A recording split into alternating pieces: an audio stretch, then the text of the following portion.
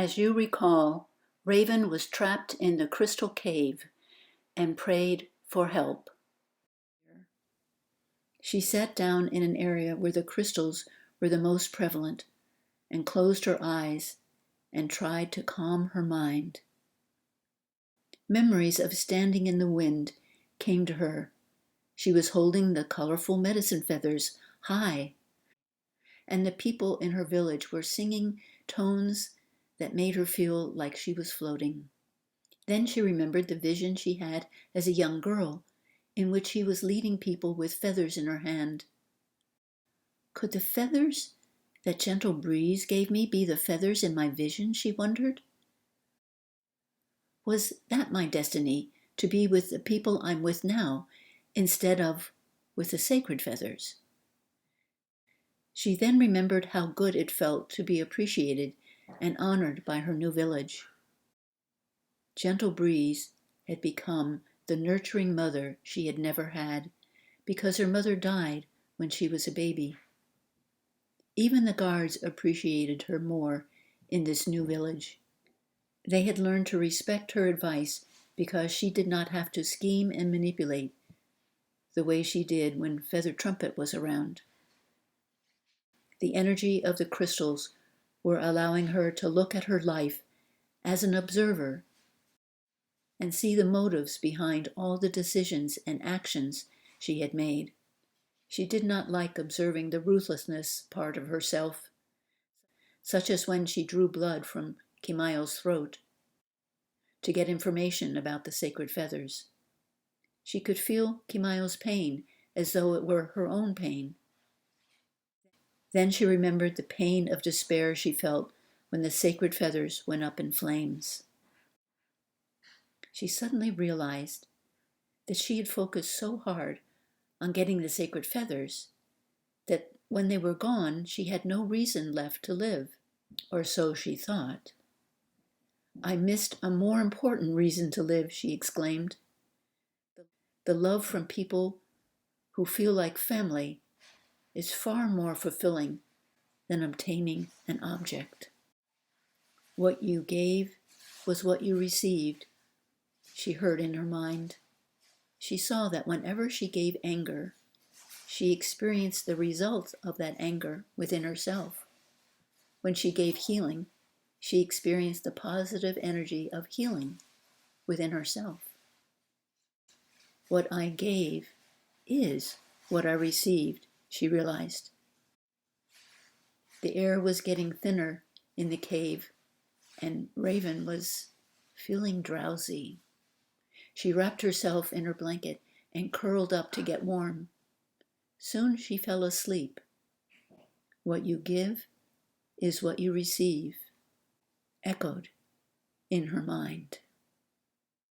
On the outside of that crystal cave, Brave One used a large tree trunk to wedge the rock until it fell on the opening of the cave. "There," he said triumphantly. "Now you will know what it feels like to be left behind, while someone steals your guards and becomes leader in a village. I am the one who should be leader," he proclaimed. As he walked back to the campsite in the mountains, where Raven's people were, he wondered how he was going to get the guards to follow him. Should he tell them the story how Raven fell off a cliff and died? Maybe she jumped off the cliff after the sacred feathers. No, none of that was believable. He would have to think of something else. Meanwhile, back in Kimayo's community, Laughing Wolf helped Hummingbird off the cliff after he made sure the enemy had left and the people were safe in their village. "How are we going to do this?" asked Wolf. "The fact that you are still alive will shock many. And I heard the cries of a new baby. I think Moonbeam had a baby." "What if you go, Wolf, and tell them? They do not think that you are dead, just missing." "Then come and get me when the time is right," suggested Hummingbird. Wolf agreed and returned to the village. telling Sunwalker first. Sunwalker jumped up and down like a child who had just won a prize. Then Sunwalker told Moonbeam and Hawk and Kimayo. Soon the rest of the village learned that Hummingbird was alive. They could not wait to hear her story. "What about Crowwolf?" Sunwalker asked. "He has been gone a long time. Has anyone seen him?" And no one knew where he was. Laughing Wolf carefully escorted Hummingbird back to the village. As the community cheered and smiled with delight, Sunwalker hugged her long and hard, and Kimayo's heart skipped a beat when she learned that Hummingbird had exchanged the sacred feathers with Crowwolf's hawk feathers. "Then Crowwolf has the sacred feathers?" Kimayo asked. "Yes," responded Hummingbird, "but I keep sensing that he's not coming back. It feels as though the feathers are leading him north." "Then I must follow him," said Sunwalker. "Me too," said Hummingbird and Kimayo at the same time. "And I will go also," said Hawk, but Moonbeam pulled his arm, and he looked down at her, holding their baby in her arms. "Wait a minute," protested Sunwalker. "Who will take care of the community? We cannot leave them here without a leader." "I will stay," volunteered Hawk. "It will be difficult for Moonbeam to travel right now, and you have carefully taught me all your skills, Sunwalker." "You will be a good leader, Hawk. And Moonbeam is a wise counselor for the women. But I would suggest that you move the community into a deeper part of the jungle, in case Raven or Feathered Trumpet try to find us again. Their craving for power and control would hurt all the good we have done and developed within our people." "I agree," said Hawk, and Moonbeam smiled up at him. "Will we ever see you again?" Moonbeam asked Hummingbird. Hummingbird responded, "I do not know, my good and loyal sister. I felt so terrible when I heard you sobbing at the edge of the cliff, but your genuine sorrow was needed to convince Raven that the feathers and I were gone." "You always were good at keeping secrets," her sister smirked. "We should give you an award for your performance," and everyone laughed. "Why did you have Moonbeam give us the crow feathers?" asked Kimayo. "There were several reasons," Hummingbird began. "I hoped you would remember how I told you that Sacred One told me to use the feathers and the shells whenever I needed help. Secondly, and forgive me for this, I was hoping that you would see the crow feathers as my saying goodbye before I died." "Well, it worked," frowned Moonbeam. "I thought that too," admitted Kimayo. "I was hoping that was not the message. You sure had us convinced that you went over that cliff in a blaze of fire." Everyone agreed, and they also were glad that it was not true. Meanwhile, back in Raven's community, Gentle Breeze noticed that Raven had dropped her colorful medicine feathers slightly outside their campsite on the path toward the cave. "Oh no," she thought, "Raven will need these." So she asked one of the guards who had traveled with them to the cave to bring Raven her feathers. He agreed and soon was on his way. When he found that the cave was sealed with a large boulder, he immediately knew that something was wrong. It took many attempts before he was able to move the boulder far enough that he could wedge his way inside. A light was barely flickering down one of the passageways. He followed it until he saw Raven slumped over with her torch nearby.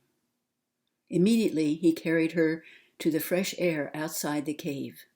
"Raven, Raven," he called as he shook her, and then made her walk with him, with her arm swung over his shoulder. She opened her eyes, and the grogginess soon began to wear off. "How did you find me?" she asked. The guard told her about Gentle Breeze noticing that she had dropped the colorful medicine feathers. The feathers! Raven grabbed them and held them to her heart. "You must be the feathers in my vision because you saved my life." Tears clouded her eyes, and the guard looked away to allow her to collect herself. "Who could have done this?" he asked. "It must have been someone who is awfully strong."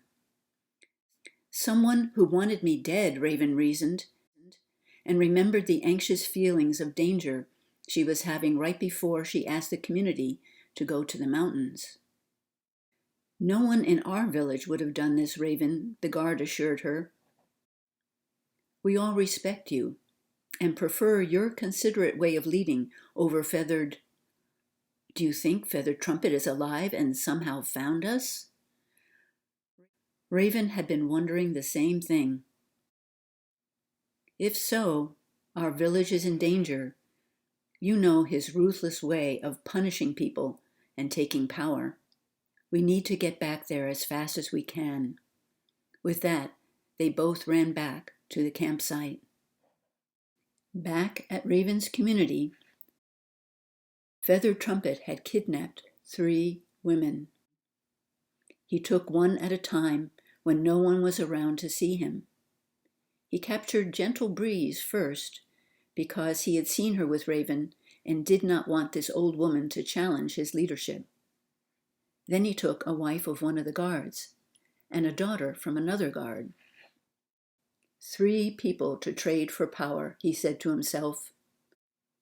Maybe I will keep the young girl and trade the other 2 back. The girl would make a fine mate for me. These people are weak. They would do anything to save someone's life, especially after I tell them that Raven's never coming back. That will weaken their spirit, he decided. Trumpet had tied the 3 women to a tree and placed dry grass and branches around the base so that he could light a fire quickly if he did not get what he wanted. Now I will sit and wait with my torch until people come looking for their missing women. Raven and the guard caught sight of Feathered Trumpet as he was lighting his torch. They knew that he was ruthless enough to burn the women if he did not get what he wanted, or if the 2 of them attempted to free the captives. "I need time to think how we can free them," Raven said, and motioned for the guard to follow her. Suddenly, she realized that feeding Trumpet's ego would create him seeing only what he wanted to see.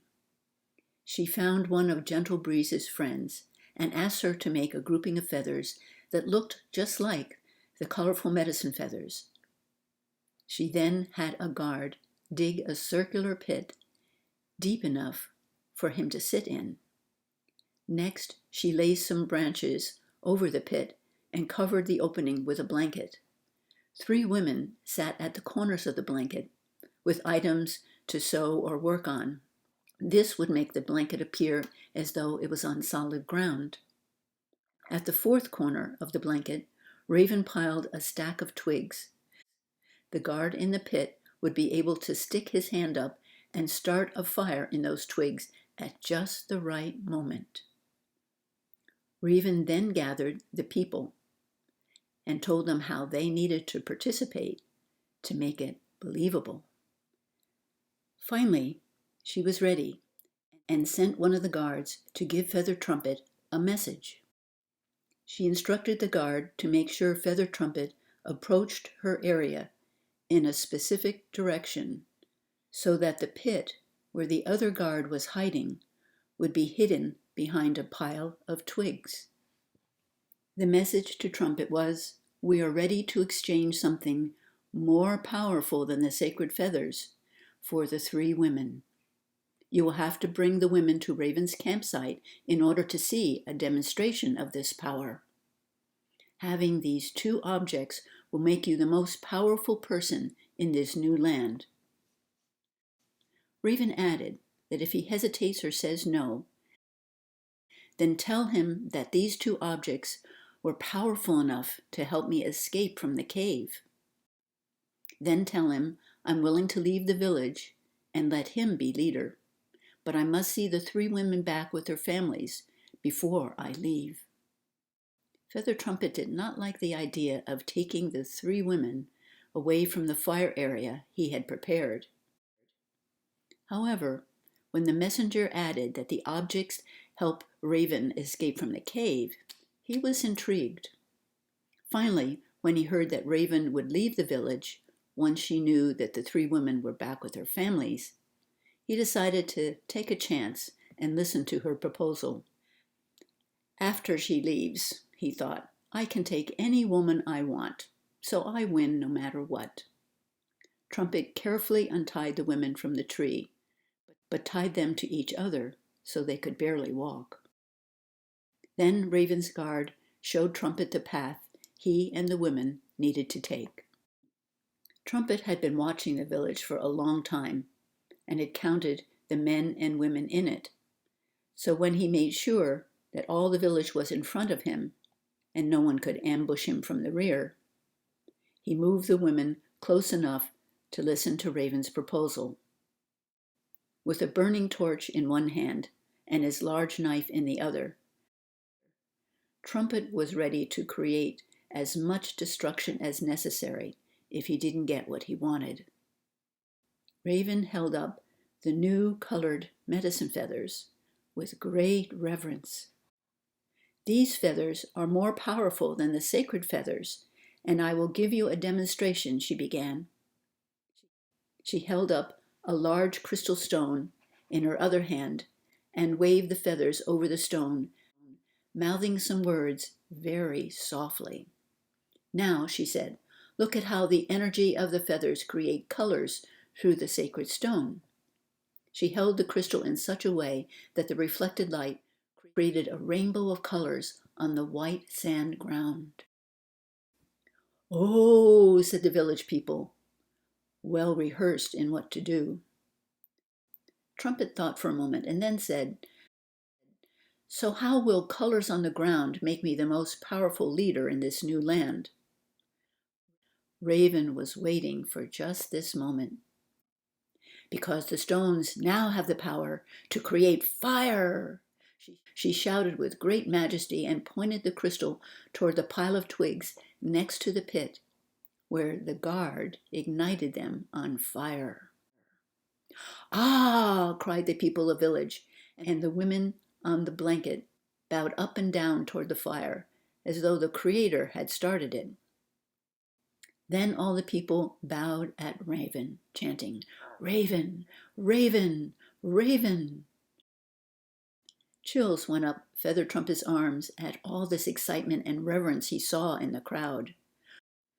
Would people bow to me like that if I showed such power with these sacred objects? He wondered, and asked Raven, so you will give me the medicine feathers and the stone if I give you these three women? And you will leave the village, Raven, and let me be leader? He was wondering why she would surrender her village. When I see the three women back with their families and you promise that you will be a kind leader, then I will give them to you. But I must also have one last evening with my people to say goodbye, and tomorrow morning I will share the secret words that are needed to say to the feathers and the stone to make them powerful enough to create fire. Tell me the words now, Trumpet demanded. No, Raven said defiantly. Then we will have nothing to bargain with. I need to see that you treat my people with respect tonight, before I share the final part of the exchange in the morning. Release the three women now, and I will hand over the feathers and stone at the same time.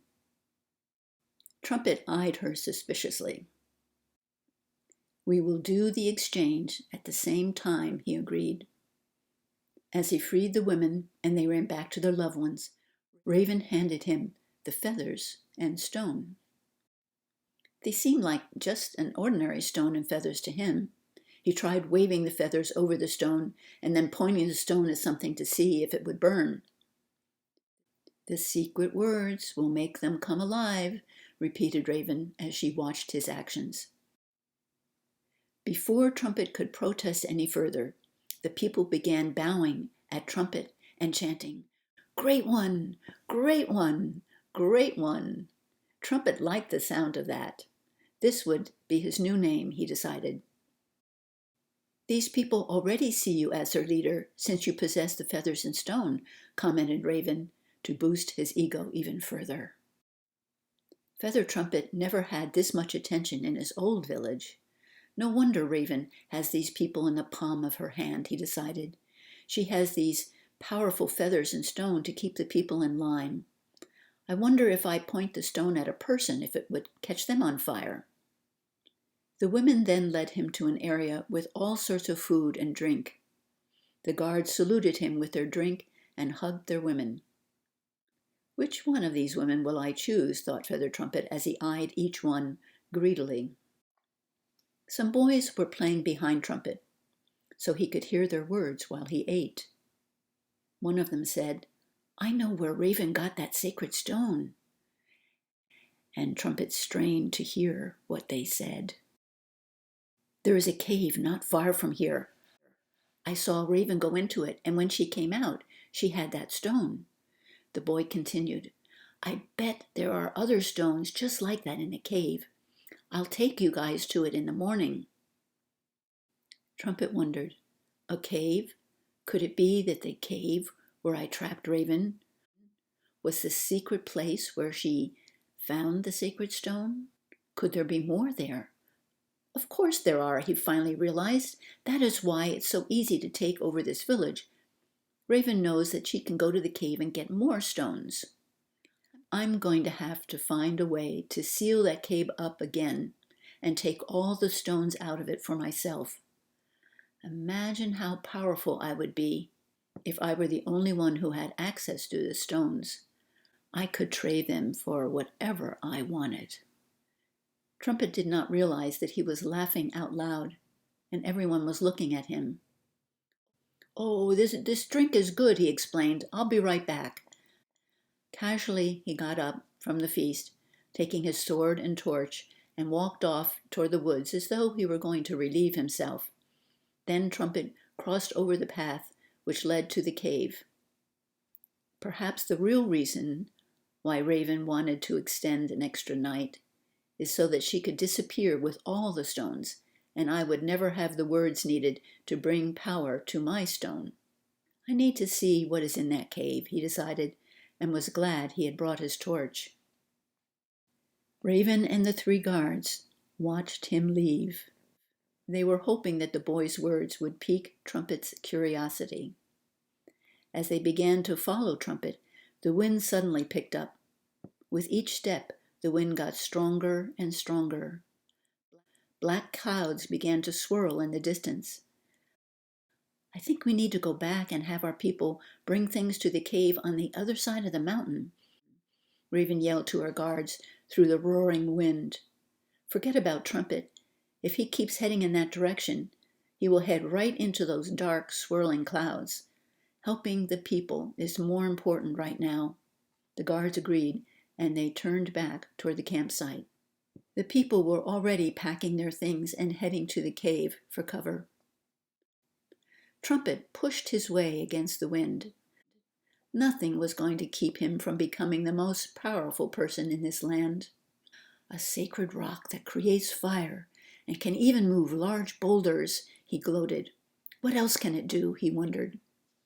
It seemed like forever before Trumpet got to the cave. He waited until he was inside before he lit his torch. The winds roared and swirled outside the cave as Trumpet moved toward the main passage in an area that was filled with glimmering rocks. He did not care what the wind was doing. The sight of all these crystals was more than he expected. He imagined all the possessions he would trade for these valuable stones. As he chipped away to collect them, he did not notice the tumbling and twirling and crashing that was going on outside.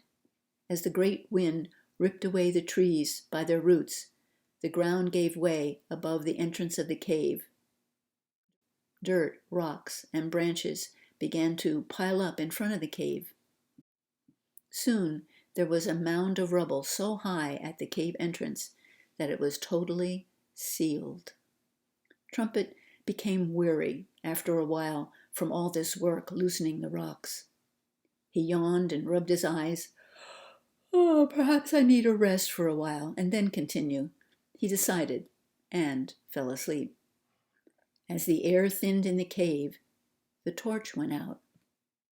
Feathered Trumpet's dreams took him through his whole life. He felt all the pain he had caused others. He saw how his selfishness turned people away from him. His final thought was, "What I gave caused what I received." Back to Kimayo's community. Kimayo and Moonbeam ran to the garden after the storm with high winds ended. "The garden is safe," laughed Kimayo, as she looked down at the large pit which Sunwalker had dug. "So it is," agreed Moonbeam. Kimayo said, "I will pick some things for my journey north with Sunwalker and Hummingbird. Moonbeam, we will miss you greatly, but we know you will continue to share the sacred ways." Kimayo hugged her dear friend. She did not want to tell her how she had been having feelings that the storms would become worse. She sensed floods and fire ravaging the land. Then suddenly she remembered something that would be helpful to Moonbeam. "You know, Moonbeam, I tell you this in case you need to use it. If the people need to find a place of refuge, listen for a whistling sound in the wind, and then follow that sound to a place where there's a hole in a rock through which the wind is whistling. Look below the rock with a hole in it, and there will be a cave where you will be safe." Moonbeam understood that Kimayo was telling her something very important because she felt chills on her arms. She had also sensed that the recent storms were just the beginning of some major changes. She knew that living the sacred way with a peaceful mind and kindness in one's heart helped one remain center so that they knew what to do as needed. Kimayo added, "A blessing from the sacred feathers will go to everyone who passes on the information about the sacred ways to others. People of the earth must return to living in harmony with the earth if they are to survive. Seeing how every thought, word, and action affects the balance of everything around us is a sign that one understands the wisdom of we, or, in other words, all is interconnected. We need each other. We balance each other. We are all a part of the creation." As Crow Wolf often said, "The Creator does not make mistakes. It is our interpretation of what is happening which may be mistaken. All extremes eventually balance themselves, and Mother Earth may bring about a balance which will bring humans back to harmony with the earth." Moonbeam smiled and added, "As we listen within, we will know what to do." So, what has been happening with Crow Wolf? Crow Wolf awoke with thoughts of his mother clearly in his mind. "It feels like you are well, Mother. I want to return to our village, but the crow, wolf, and feathers are urging me to go north. Feel my love for you and Father. I need to follow my destiny." Thus Crow Wolf continued heading north, following the crow and wolf. He sensed that his family might be following him. His dream last night showed him a new group of people that he would meet and join and share the sacred feathers with. He sensed that he would be eating less meat to keep his energy and consciousness higher, and thus more open to receiving information as needed. The new land where he was going needed the energy of the feathers for all that was going on there. The feathers would draw those who would work together to help humanity grow in light and return to the sacred ways of honoring Mother Earth and each other as a part of the Creator's creation.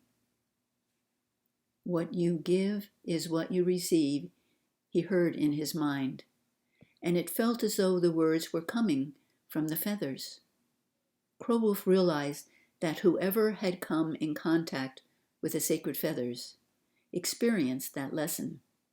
If they gave out disharmony, they received disharmony. If they gave out peace, they experienced peace. If they helped each other grow in light, they also grew in light and became lighter in their heart and soul.